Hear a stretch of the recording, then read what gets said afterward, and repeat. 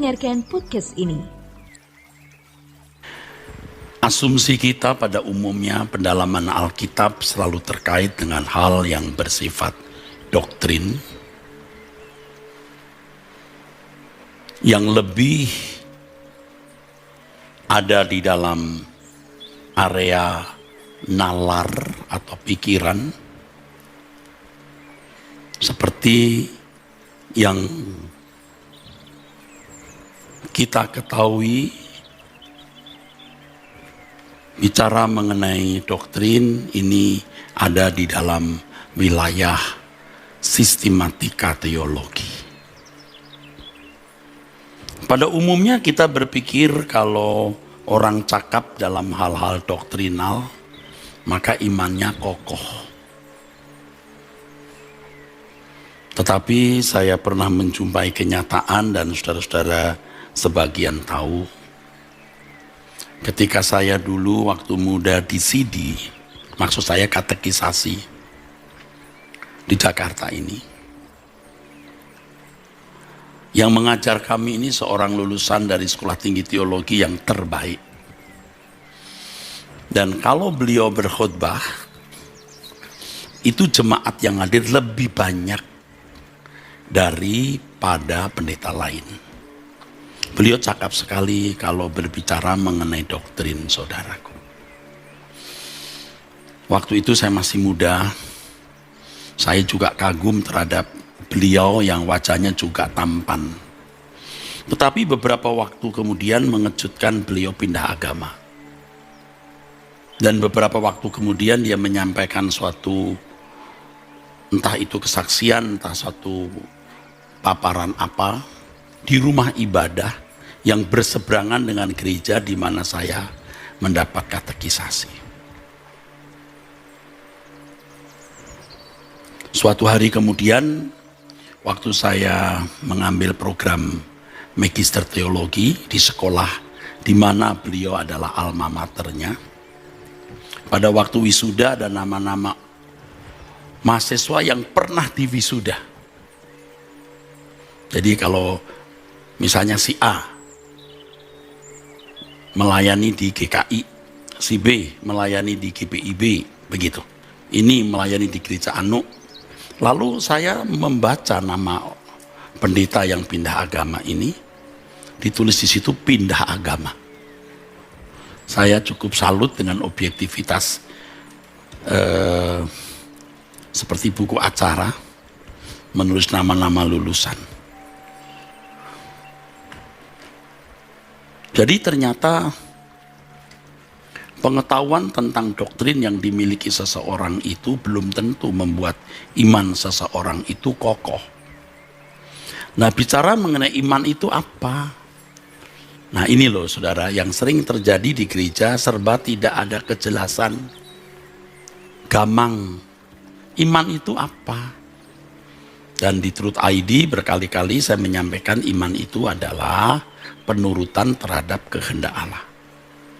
Jadi kalau dikatakan imannya kokoh, itu kesalehannya memancar, kesuciannya nampak, kehidupannya tidak melukai orang tetapi memberkati orang, ya sudah jelas dia tidak pindah agama, saudara. Ya, hidupnya memancarkan kepribadian yang agung, yaitu kepribadian Allah Bapa sendiri, saudara. Jadi kalau hari Jumat ini pertemuan yang ke-8 kalau tidak salah ya. Saya bicara mengenai mempersiapkan kematian yang bermartabat. Kesannya lebih bersifat praktis daripada dogmatis.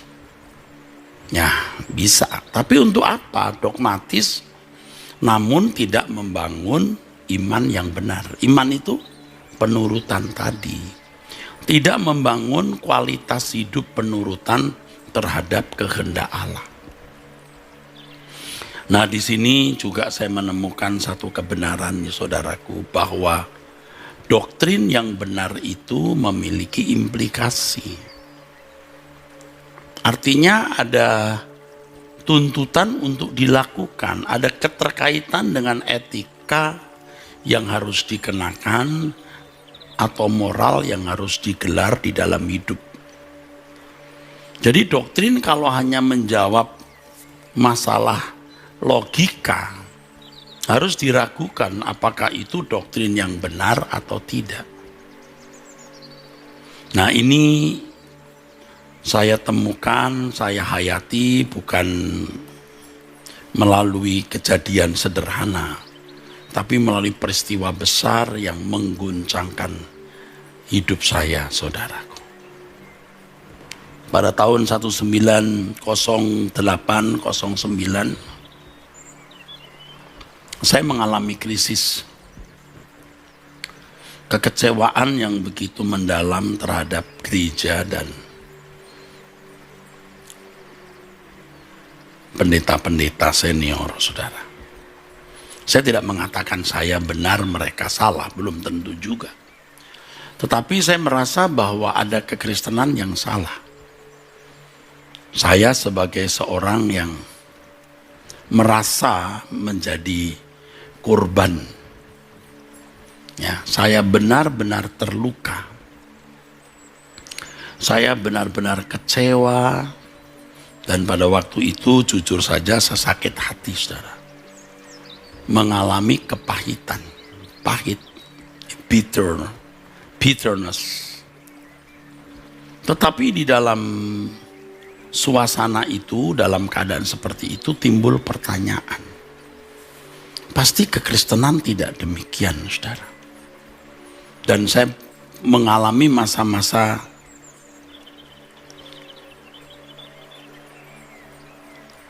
di mana saya hampir tidak mudah mempercayai orang, saudara.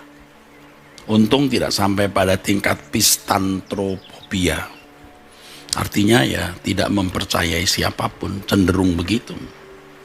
Tapi itu goncangan yang luar biasa. Nah, itu hari-hari di mana saya mulai menemukan kebenaran mengenai corpus delicti yang cukup menghebohkan, dan ada orang-orang yang giat sekali menentang, tapi saya sudah tidak perlu gubris dan tidak perlu ladeni. Kebenaran mengenai corpus delicti itulah yang membuat saya berubah. Saya berubah. Saya sudah tua, saudaraku, ya. Hari-hari itu kan saya mendekati usia 50 tahun, saudara, jadi sudah tua. Dan saya sudah melayani dari tahun 1975, 76, 77, masih remaja saya sudah menginjil, saudara. Ya, pertobatan saya pada tahun itu. Nah, saudara-saudara, kebenaran mengenai corpus delicti itulah saya menemukan sambungan antara hal yang bersifat doktrinal kepada dengan hal yang bersifat etis. Dan kebetulan saya dosen etika. Sejak saya mengajar, mata kuliah yang saya ampu itu adalah etika. Saya menemukan jembatan itu, bridging itu. Doktrin yang benar itu harus diimplementasikan, harus ada. Bukan saja ruangan, saudaraku, tapi bridging, jembatan untuk diimplementasikan secara konkret. Jadi doktrin apapun tidak boleh hanya menjawab nalar kita. Seperti orang menjawab pertanyaan teka-teki silang atau satu pertanyaan permainan, tetapi benar-benar menjawab kehidupan. Masalah kehidupan. Dan kalau dalam kehidupan orang percaya kan masalahnya pada masalah kekudusan, kesucian. Keselamatan itu dikembalikannya manusia ke rancangan Allah semula, menjadi serupa dengan Yesus. Pasti harus bermuara ke hal itu. Jadi kebenaran mengenai corpus delicti ini lalu membuka pintu, lalu saya temukan jembatan implikasi konkretnya dalam hidup. Saya berjanji, belum saya penuhi, untuk menyampaikan pembahasan berseri mengenai mengenai corpus delicti ini, saudara. Dan itu harus teruji melalui kehidupan. Jadi bukan hanya teruji melalui perdebatan, lalu disandingkan dengan pandangan teolog A, teolog B. Alkitab harus bertemu Alkitab, ya. Jadi yang melegalisir kebenaran itu bukan pandangan-pandangan teolog, bahkan bukan keputusan konsili, tetapi harus Alkitab. Selanjutnya kebenaran itu harus dibuktikan dengan perilaku. Jadi kalau saudara melihat orang berbicara, orang berdebat, orang mengemukakan pendapat, kalau dengan kebengisan, keculasan, kita langsung tahu ada yang rusak dalam diri orang itu. Jangan beralasan membela kebenaran, lalu dengan culas dia merasa bahwa keculasannya itu tidak mengganggu hidup. Itu sangat mengganggu hidupnya sendiri, hidup orang lain. Dan itu sebagai isyarat bahwa orang tersebut dipastikan tidak memahami Alkitab dengan benar. Nah, saudaraku sekalian, terkait dengan hal ini, saudaraku, setelah kita mempelajari kebenaran-kebenaran, ya,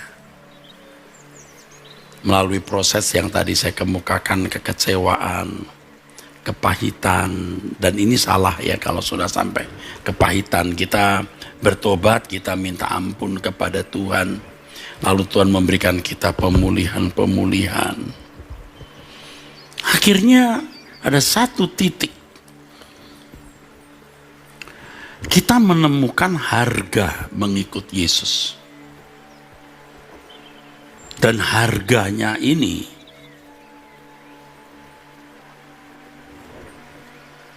segenap hidup kita. Segenap hidup kita. Nah, begitu beratnya harga yang harus dibayar, begitu beratnya syarat yang harus dipenuhi, gereja menghindar.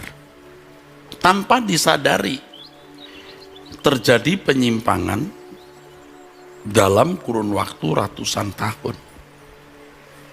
Dan salah satu kompensasinya adalah kehidupan Kristen dijawab dengan uraian doktrinal. Saya tidak katakan doktrin itu salah, doktrin harus ada, tetapi harus memiliki implikasi konkret, ya, diimplementasikan. Harus ada implikasinya. Harus ada penerapannya. Apapun doktrin tersebut, saudaraku, apapun doktrin tersebut, harus ada implikasinya, saudara. Nah, gereja mengalami kemerosotan iman yang luar biasa. Kekristenan yang sejati makin tahun makin lenyap.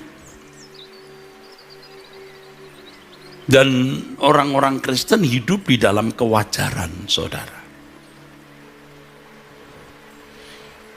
Nah, melalui pergumulan yang tadi saya kemukakan, saya menemukan harga kekristenan itu segenap hidup.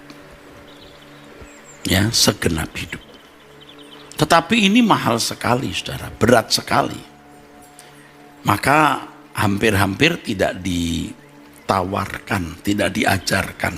Karena sudah tidak mungkin diajarkan lagi. Kenapa? Karena pembicaranya sendiri juga tidak mengerti atau tidak berani membayar harganya. Dan malangnya, konyolnya, tragisnya, sekolah-sekolah tinggi teologi dan seminari tidak menawarkan ini, tidak mengajarkan ini. Yang diajarkan hal-hal doktrinal tadi atau hal-hal biblika, tapi yang sudah dibungkus doktrin.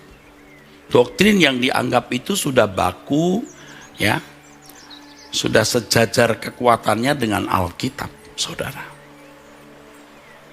Nah, padahal lulusan STT, lulusan seminari inilah yang jadi pendeta, jadi pengurus sinode, bahkan pemimpin-pemimpin Aras, gereja Aras nasional. Nah ini kemerosotan yang luar biasa. Bersyukur melalui kekecewaan, kehilangan kepercayaan kepada waktu itu ya saudara, pemimpin-pemimpin gereja senior, tentu tidak semua senior ya, tapi ada senior-senior yang kenapa begitu sikapnya? Kenapa orang-orang yang rohani ini begitu? Sementara kita juga lihat hidup kita juga belum bersih banget. Kenapa begini? Nah, di situ saya mulai melakukan penggalian Alkitab, melakukan pengembaraan baru dalam hidup Kristen, saudaraku. Nah, Tuhan Yesus berkata di Lukas 14 ayat 33, ini ayat yang sering saya kemukakan. Coba, Lukas 14 ayat 33. Tiap-tiap orang di antara kamu yang tidak melepaskan dirinya dari segala miliknya, tidak dapat menjadi muridku. Melepaskan dirinya dari segala miliknya. Artinya apa ini, saudara? Coba kalau kita tanya kepada teolog yang cakap membuat doktrin, kira-kira apa yang akan dijawab? Coba apa? Loh, karena saya juga teolog, juga seorang dosen sekolah tinggi teologi, saya pasti menjawab kesana kemari waktu itu, saudara. Tapi setelah mengalami proses itu, tidak bisa menghindar. Segala sesuatu ya segala sesuatu. Apa gunanya orang beroleh segenap dunia kalau jiwanya binasa? Artinya kalau jiwamu mau selamat ya harus rela kehilangan dunia ini. Itu melepaskan segala sesuatu. Mestinya ini kita jawab secara konsekuen, saudaraku. Mestinya kita jawab secara konsekuen bahwa mengikut Tuhan Yesus itu harus melepaskan segala kesenangan. Sehingga kesenangan kita hanya menyenangkan Tuhan. Kurang dari itu tidak layak. Saudara menganggap ini berlebihan, tetapi kalau suatu hari saudara bertemu dengan Bapa di surga yang kemuliaannya mengerikan atau dahsyat, saudara baru tahu memang pantas melepaskan segala sesuatu ini, memang pantas.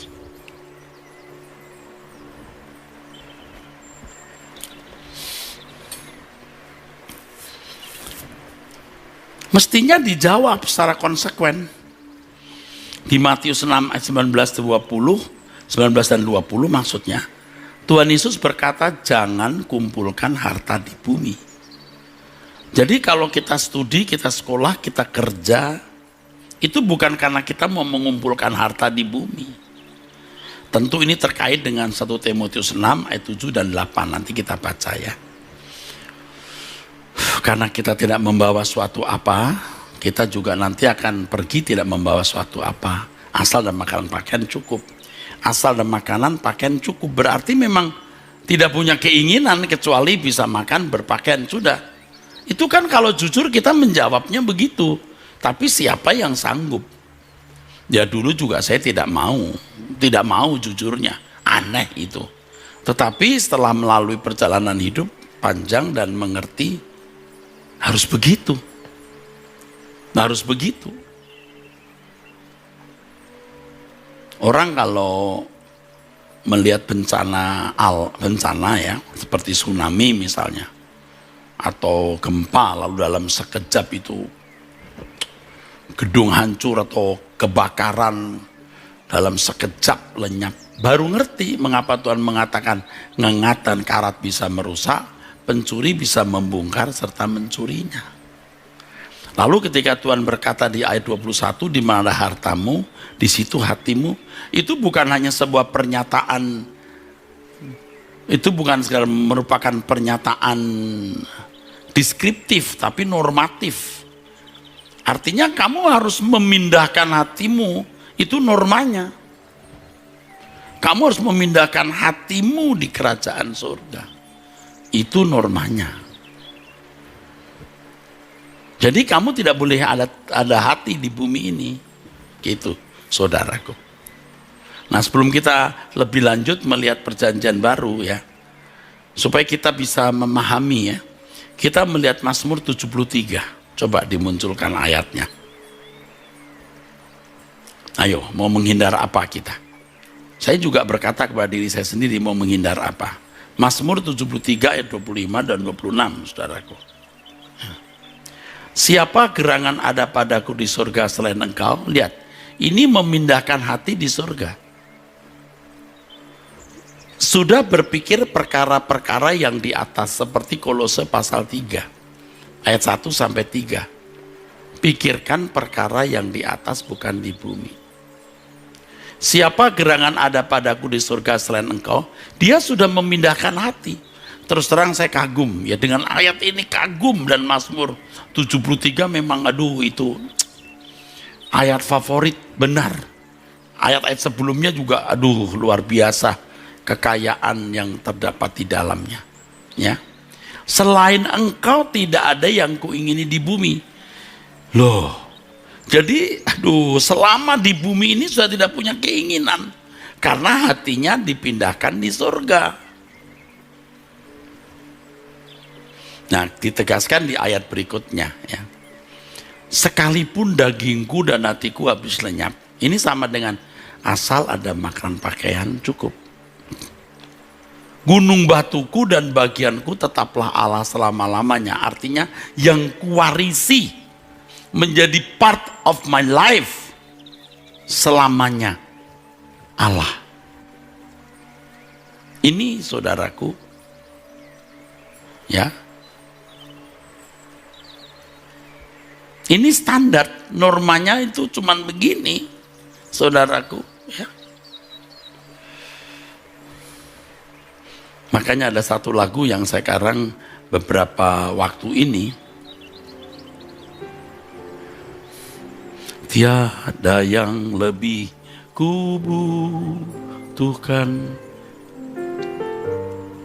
tiada yang lebih kurindukan, selain diriku berkenan di hadapanmu Bapa. Karena memang tidak ada yang kubutuhkan selain Dia. Makanya aku harus memiliki Dia, dan untuk memiliki Dia aku harus keadaannya berkenan. Tapi doktrin tidak akan menjawab begitu. Doktrin mengatakan kamu berkenan bukan karena dirimu, karena Tuhan. Itu ada benarnya, bukan tidak. Tapi baru separuh benarnya. Kita dibenarkan. Betul. Kamu bisa layak karena dilayakkan. Betul, satu pihak. Pihak yang lain ya kamu harus benar-benar berkeadaan benar seperti yang Allah kehendaki. Ya kan, saudaraku? Di Lukas pasal 9 ayat 57 sampai 58. Coba kita perhatikan pernyataan Tuhan. Ini harga kekristenan yang benar.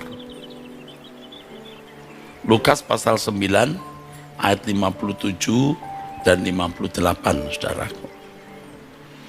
Ketika Yesus dan murid-muridnya melanjutkan perjalanan mereka, berkatalah seorang di tengah jalan kepada Yesus, "Aku akan mengikut engkau kemana saja engkau pergi."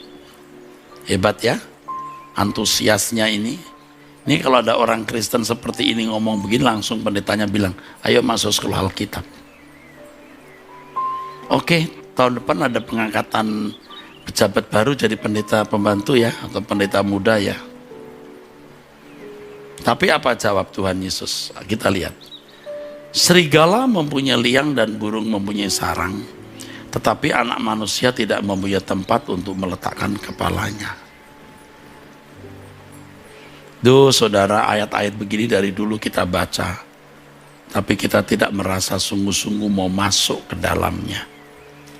Nah bersyukur setelah kita melewati masa-masa krisis, kita tahu bahwa kita harus membayar ayat ini. Hidup seperti Yesus hidup. Dan ironisnya saya mengerti ini setelah melewati pukulan demi pukulan, hajaran demi hajaran. Dan ketika usia saya mulai menjelang 60 tahun dan melewatinya. Dan itu pun masih belum bisa terwujud dalam hidup saya. Sampai Tuhan mengizinkan saya mengalami sakit COVID 21 hari. 21 hari saudara, bukan beberapa hari. 15 hari itu full di rumah sakit.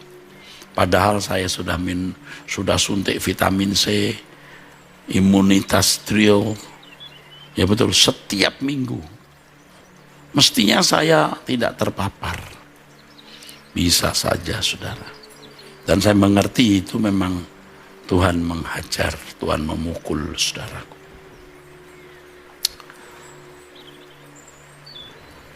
Dan sekarang kita harus bersedia saudaraku, ya. Ikut Tuhan Yesus itu harus benar-benar menjadi miskin. Kalau tidak miskin tidak bisa. Tidak bisa. Lah kita mau jadi orang miskin. Sekaya apapun hartamu engkau tidak berhak memilikinya. Jadi miskin kan? Karena semua harus dipakai untuk kepentingan Tuhan.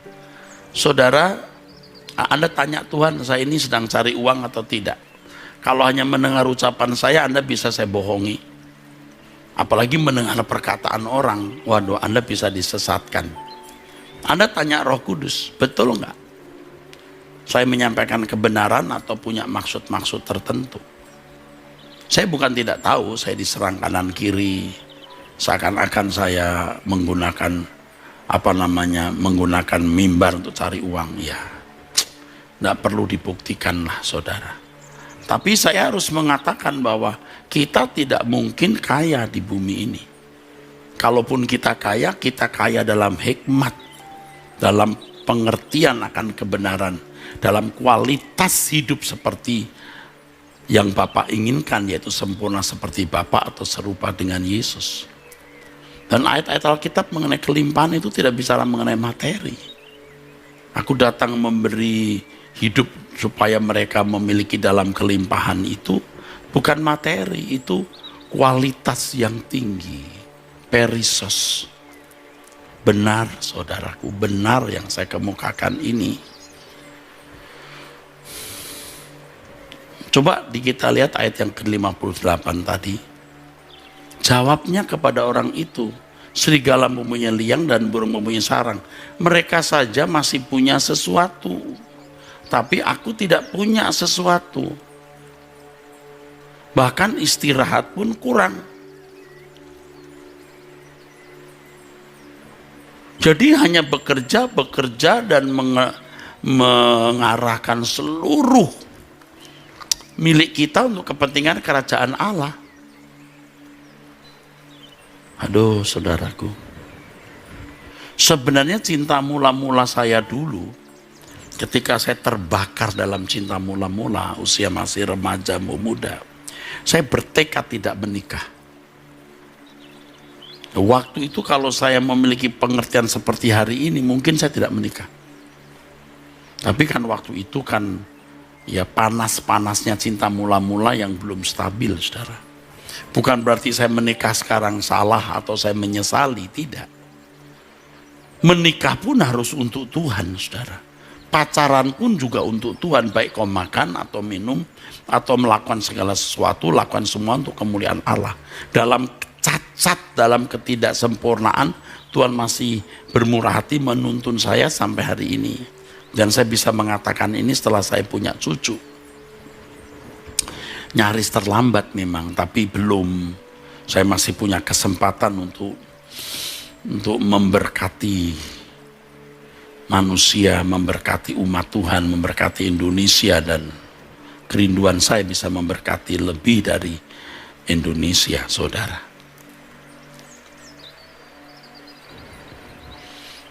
Serigala mempunyai liang, burung mempunyai sarang, anak manusia tidak memiliki tempat untuk meletakkan kepalanya. Tuhan Yesus tidak menjawab orang yang menyatakan mau ikut dia dengan kata ya boleh atau tidak. Tapi dengan jawaban ini berarti Tuhan sudah tahu isi hatinya. Kamu ikut aku mau mencari apa? Kalau kamu mau ikut aku, kamu harus hidup seperti aku hidup. Itu maksudnya, saudara.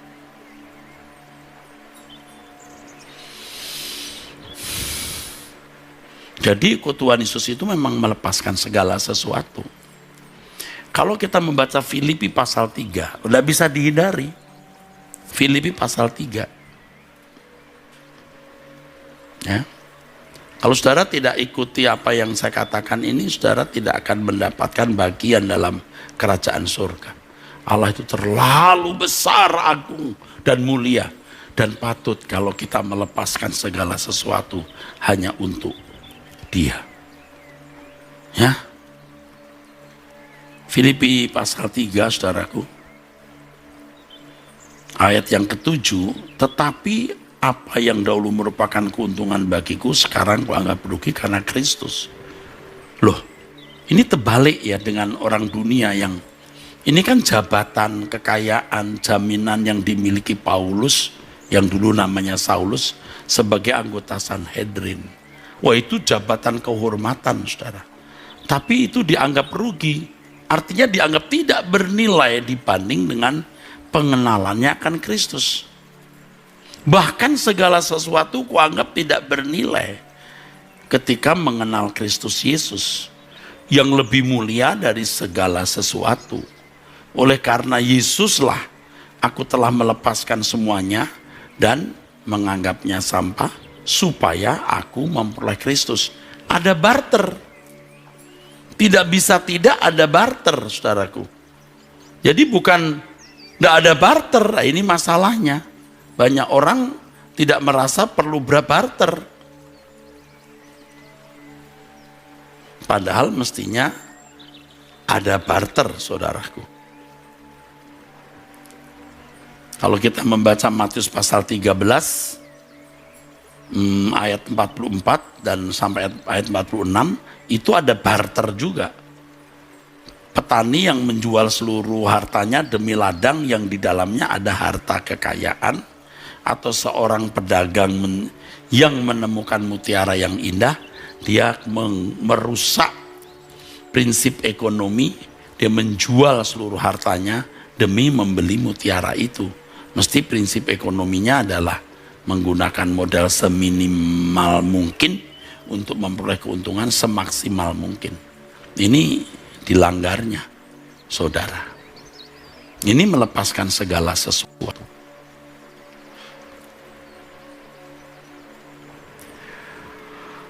Tadi saya singgung 1 Timotius pasal 6, saudaraku sekalian, ya. Ayat 7 dan 8. Coba perhatikan ayat ini. Sebab kita tidak membawa sesuatu apa ke dalam dunia, dan kita pun tidak dapat membawa apa-apa keluar. Tapi dasar ya, orang itu keras kepala ya. Masih saja nggak mau ngerti, saudaraku. Ini pun juga disebabkan karena gereja pun sering tidak bisa dipercayai. Ya, tidak semua gereja. Di mana pendetanya menggunakan uang untuk membeli mobil-mobil mewah, harta banyak, rumah mewah. Sehingga uang jemaat mestinya digunakan untuk pelayanan, untuk membantu pemberitaan Injil, benar-benar mengajarkan kebenaran untuk mengubah manusia, disalahgunakan, saudara. Ya. Kita tidak membawa sesuatu apa ke dalam dunia, dan kita pun tidak dapat membawa apa-apa keluar. Ya, orang di luar Kristen juga bisa bicara, Pak, kita hidup ini tidak membawa apa, nanti kalau mati tidak membawa apa-apa. Tapi implikasinya apa? Asal ada makanan dan pakaian cukuplah. Tuh. Artinya memang kamu tidak boleh punya keinginan. Dulu kita merasa kita berhak punya keinginan, paling tidak punya hobi. Namanya juga manusia. Kalau itu anak muda, kadang-kadang kita masih mentolerir, saudara. Anak muda yang dewasa pun mestinya sudah tidak bisa kita tolerir, apalagi kita orang tua. Mestinya apa yang kita beli, apa yang kita miliki semua menunjang pertumbuhan iman kita atau menunjang pelayanan. Jika tidak demikian, itu berarti tidak sepenuhnya mengabdi kepada Tuhan. Demi nama Tuhan Yesus saya mengatakan ini. Jadi kalau saudara mendengar kebenaran ini, bertobatlah. Jika tidak, ya nanti bertanggung jawablah. Sama kok saya seperti saudara. Dulu, seperti orang kebanyakan pengen punya apa, kita beli. Mau pergi kemana, kita pergi. Orang punya apa, kita juga mau. Seperti yang orang lain. Padahal Tuhan berkata bahwa kita telah dibeli dengan harga yang lunas dibayar, kita bukan milik kita sendiri. Nah, saudara bayangkan kalau Anda punya kasir atau bendahara, lalu uang bendahara yang kita percayakan kepadanya, dia pakai beli rumah, beli tanah, dia jalan-jalan. Bayangkan, dia mesti masuk penjara.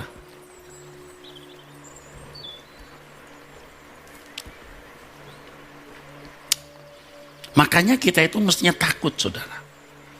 Waktu kita meninggal dunia, Tuhan tanya, apa yang kau gunakan dengan, apa yang kau lakukan dengan tanganmu? Apa yang kau lakukan dengan matamu? Apa yang kau lakukan dengan telingamu? Apa yang kau lakukan dengan tubuhmu? Apa yang kau lakukan dengan uangmu? Apa yang kau lakukan dengan kesempatan-kesempatanmu?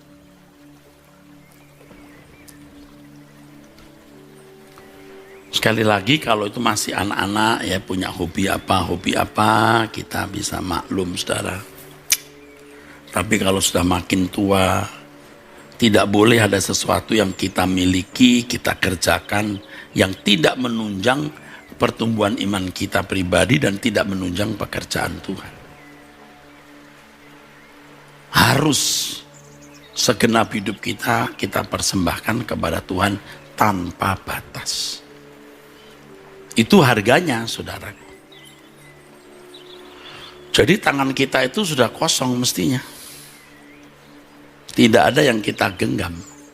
Nah, waktu kita menghadap Tuhan, begini sudah kosong. Bukan begini. Masih ada yang digenggam, mengerikan. Pada waktu seseorang sekarat di ujung maut, Anda tahu nggak? Ia pasti mencoba untuk mencari pegangan. Dia takutlah. Kematian itu apa? Misteri. Dan jujur saja, Allah tidak membuka rahasia selebar-lebarnya apa itu di balik kematian. Tapi yang jelas ada kesadaran, ada kehidupan kekal, surga atau neraka. Lalu prosesnya bagaimana? Tidak jelas. Tuhan buat begitu. Kenapa? Supaya percaya saja. Abraham ini contoh orang percaya loh. Diperintahkan untuk pergi ke negeri yang Allah tunjukkan. Itu kan dia pergi, dia tidak tahu negerinya mana, sampai kapan dia akan temui. Dan dia korbankan apapun. Yang pertama keluarganya, kampung halamannya, itu yang pertama. Lalu seluruh perjalanan, akhirnya yang paling dia cintai, siapa? Ishak. Dia lepaskan semuanya demi rencana Allah. Nah, kita juga begitu, saudaraku. Nah, waktu orang mau meninggal itu dia menggapai-gapai gitu, cari pegangan. Kalau tanganmu masih penuh dengan barang bawaan, engkau tidak bisa, apalagi begini. Hah? Makanya harus dilepas. Baru bisa pegang tangan Tuhan. Dan Tuhan tahu ini sudah membuktikan cintanya kepada Tuhan. Tuhan tangannya terulur sini. Orang-orang inilah kematiannya bermartabat. Sebab kalau saudara masih memegang sesuatu, saudara berarti tidak menghargai Allah sepenuhnya. Kalau saya katakan Anda tidak menghargai Allah, mungkin salah. Anda ada menghargai Allah, tetapi tidak sepantasnya. Kalau menghargai Allah sepantasnya, menganggap tidak ada yang bernilai selain Tuhan. Abraham itu begitu. Ishak aja disembelih, saudara. Nunggu anak satu ini 1/4 abad loh. Negeri itu belum kelihatan. Anak cuma satu, tetapi dia sembelih. Dia rela. Tuhan berkata dari Ishak inilah lahir nanti bangsa Israel, bukan bangsa lain. Bangsa Israel yang akan melahirkan Mesias, yang karenanya Tuhan berfirman kepada Abraham di Kejadian 12, dari keturunanmu seluruh bangsa diberkati.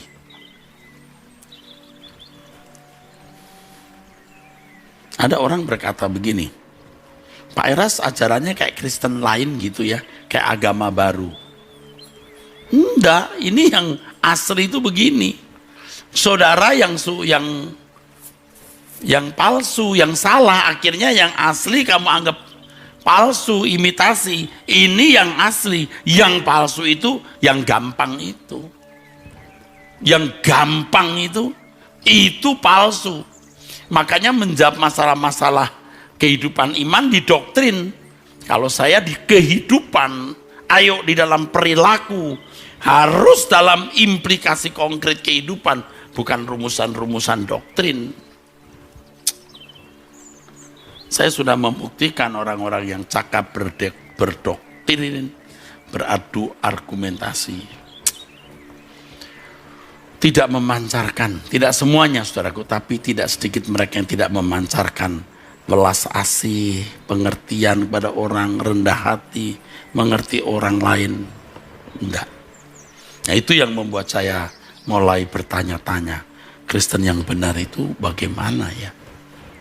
Bagaimana Kristen yang benar itu? Dan puji Tuhan saya menemukan kekristenan yang benar seperti yang saya temukan hari ini, saudaraku.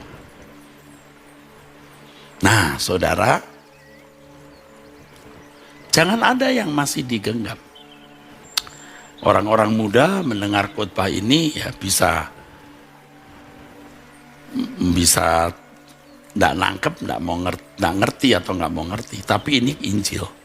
Saya percaya masih ada orang-orang muda yang militan dan berkata, saya terima saya percaya apa yang katakan itu benar. Oke, ayo nak, sekolahlah untuk Tuhan, kuliahlah untuk Tuhan, menikahlah untuk Tuhan, membangun rumah tangga untuk Tuhan. Jangan kamu berusaha memiliki sesuatu atau pergi ke tempat tertentu yang itu tidak membuat imanmu bertumbuh dan tidak mendukung pekerjaan Tuhan. Jangan. Saudara, seiring dengan kebutuhan fisiknya, makin tua kan makin tidak banyak dan tidak bisa banyak. Tidur juga tidak bisa lama, bangun tidak bisa ya. Kalau anak kecil itu bisa tidur siang, bisa, sore tidur lagi, malam bisa tidur lagi ya.